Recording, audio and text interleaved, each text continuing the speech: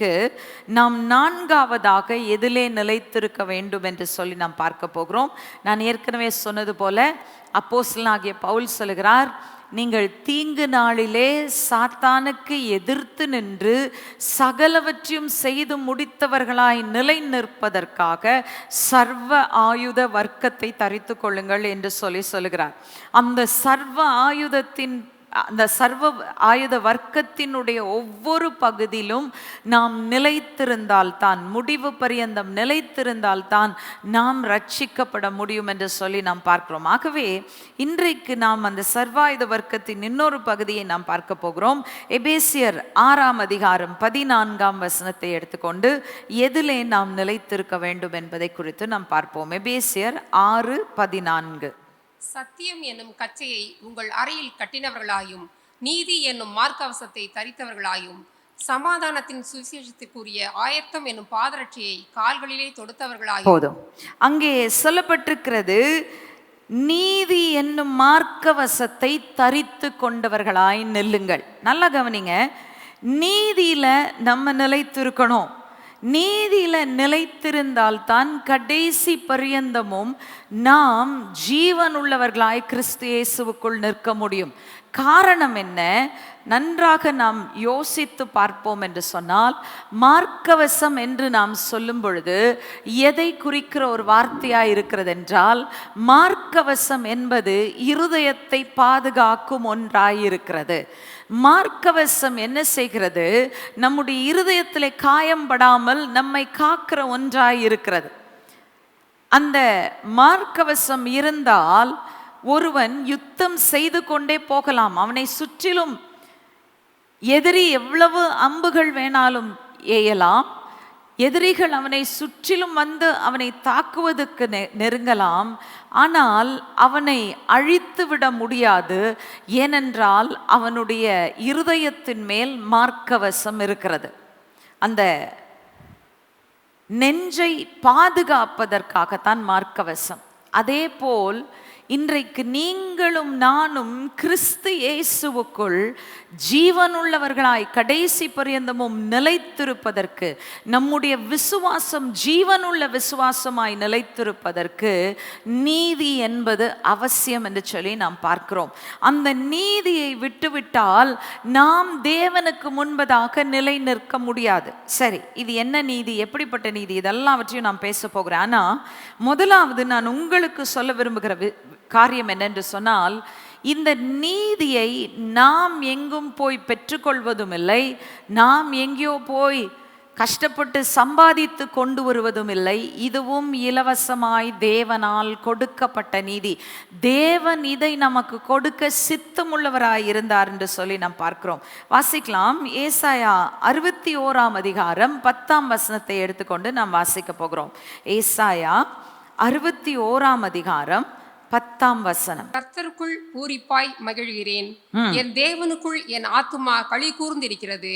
மணவாளன் ஆபரணங்களினால் தன்னை அலங்கரித்துக் கொள்கிறதற்கும் மணவாட்டி நகைகளினால் தன்னை சிங்காரித்துக் கொள்கிறதற்கும் ஒப்பாக அவர் இரட்சிப்பின் வஸ்திரங்களை எனக்கு உடுத்தி நீதியின் சால்வையை எனக்கு தரித்தார். அவர் ரட்சிப்பின் வஸ்திரங்களை எனக்கு உடுத்துவித்தது மட்டுமல்ல, எனக்கு நீதியின் சால்வையை தந்தார் என்று சொல்லி ஏசாயா அங்கே தீர்க்கதரிசனமாய் எழுதுகிறதை நாம் பார்க்கிறோம். நன்றாக கவனியுங்கள். இங்கே மணவாளன் மணவாட்டியை குறித்து பேசுகிறது.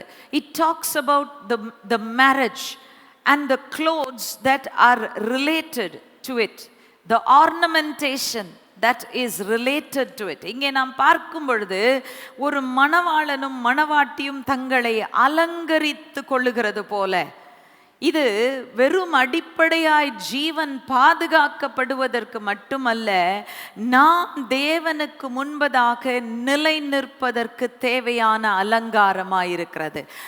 Righteousness is what God has imparted to us so that we may stand firm in Him. இங்கே அந்த நீதியை குறித்து நாம் பார்க்கும் பொழுது, இது ஏசாயா தீர்க்கதரிசியின் புஸ்தகத்தில் சொல்லப்பட்டிருக்கிறது. மணவாளன் மணவாட்டியை குறித்து சொல்லும் பொழுது அந்த வஸ்திரங்களை குறித்து சொல்லி இருக்கிறது. இதே காலத்தினுடைய கடைசிக்கு நாம் வரும் பொழுது மணவாட்டியினுடைய வஸ்திரம் என்ன என்பதை நாம் கவனித்து பார்ப்போம் என்றால், வெளிப்படுத்தல் 19:8 சொல்லப்பட்டிருக்கிறது, மறுபடியும் மணவாட்டியின் வஸ்திரமும் நீதிதான். வாசிக்கலாம். வெளிப்படுத்தின விசேஷம் 19:8. சுத்தமும் பிரகாசமுமான மெல்லிய வஸ்திரம் தரித்து கொள்ளும்படி அவளுக்கு அளிக்கப்பட்டது. அந்த மெல்லிய வஸ்திரம் பரிசுத்தவான்களுடைய நீதிகளே. ஓகே, இங்கே சொல்லப்பட்டிருக்கிறது அந்த மெல்லிய வஸ்திரம் பரிசுத்தவான்களுடைய நீதிகளே. அப்போ மணவாட்டி மணவாளனுக்காக ஆயத்தமாக்கப்பட்டிருக்கிறாள். அவள் தரித்திருக்கும் வஸ்திரம் என்ன? பரிசுத்தவான்களுடைய நீதிகள். இப்போ இந்த நீதி என்று சொன்னால் என்ன என்பதை முதலாவது நாம் புரிந்து கொள்ள வேண்டும். 2 விதமான நீதியை குறித்து வேதாகமத்திலே சொல்லப்பட்டிருக்கிறது. டிகாயோமா என்று சொன்னால் ரைச்சஸ் டீட்ஸ், அந்த வார்த்தை தான் இங்கே பயன்படுத்தப்பட்டிருக்கிறது. அதாவது நீதியின் கிரியைகள், பரிசுத்தவான்களுடைய நீதியின் கிரியைகள். நீதி என்னும் தன்மை அல்ல, அந்த நீதி என்னும் தன்மை டிகாயோசுனே என்று சொன்னால் பகிர்ந்தளிக்கப்பட்ட நீதி. தேவன் எனக்குள் பகிர்ந்தளித்த தம்முடைய நீதி. அந்த பகிர்ந்தளிக்கப்பட்ட நீதி எனக்குள்ள இருக்கிறதுனால என்ன பிரயோஜனம்? எனக்குள் இருந்து அந்த நீதி கிரியை செய்கிறதா இருக்கிறது. அந்த நீதி கிரியை செய்கிறது நிமித்தமாக எனக்குள் இருந்து தோன்றும் நீதியின் கிரியைகள் தான் அங்கே வெளிப்படுத்தின விசேஷம் 19:8 சொல்லப்பட்டிருக்கிறது, பரிசுத்தவான்களின் நீதிகளே என்று சொல்லியிருக்கிறது. எனவே நாம் நன்றாக ஞாபகம் வைத்துக் கொள்ள வேண்டும், நாம் நீதியிலே நிலைத்திருக்கிறோம் என்று சொன்னால் என்ன அர்த்தம்? நீதியிலே நீங்களும் நானும் நிலைத்திருக்கும் வரைக்கும் நமக்குள் இருந்து நீதியின் கிரியைகள் வெளிப்படும். அந்த நீதிக்கு தகுந்த கிரியைகள் நமக்குள் இருந்து வெளிப்படும் என்று சொல்லி நாம் பார்க்கிறோம். இன்றைக்கு அநேகர் சொல்லுகிறார்கள், கிறிஸ்து இயேசுவனுடைய நீதி எனக்கு பகிர்ந்தளிக்கப்பட்டிருக்கிறது, ஆகவே நான் கிரியை செய்ய தேவையில்லை என்று சொல்லுகிறார்கள். பிரியமானவர்களே, இங்க தப்பு என்ன அப்படின்னு சொன்னா, நான் கிரியை செய்கிறதுனால எனக்கு நீதி கிடைக்காது.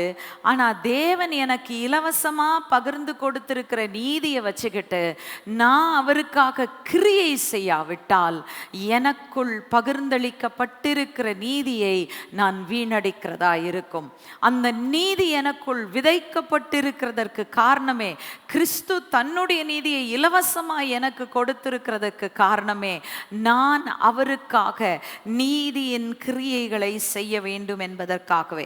எனவே அந்த நீதியில நிலைத்திருப்பது மிக மிக அவசியம். எப்படி?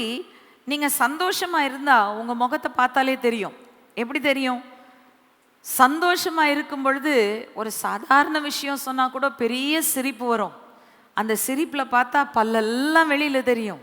அந்த அளவுக்கு அந்த உள்ளத்தின் ஆழத்திலிருந்து சிரிப்பு வரும். அதே போலதான் எனக்குள்ள நீதி இருக்குன்னா, நீதி வெளிப்பட வேண்டும் என்று சொன்னால் எப்படி வெளிப்படும்? என்னுடைய வாழ்க்கையின் செயல்களை பார்க்கும் பொழுது, என் வாழ்க்கையின் கிரியைகளை பார்க்கும் பொழுது, அநீதிக்குரிய எந்த கிரியையும் என்னிடத்தில் காணப்படாது, நீதியின் கிரியைகள் என்னிடத்தில் காணப்படும் என்று சொல்லி நாம் பார்க்கிறோம்.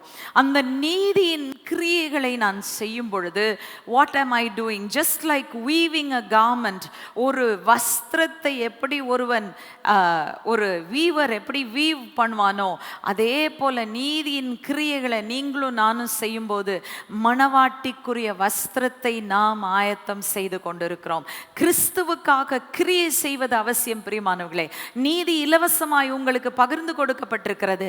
நீங்கள் அந்த நீதிக்காக எதையும் செய்ய தேவையில்லை. செய்தது ஒன்று மாத்திரம்தான், கிறிஸ்துவின் பேரில் விசுவாசம் வைத்தோம். வேதம் சொல்கிறது, அந்த விசுவாசமும் உங்களுடையதல்ல, அது தேவனால் உண்டான ஈவு.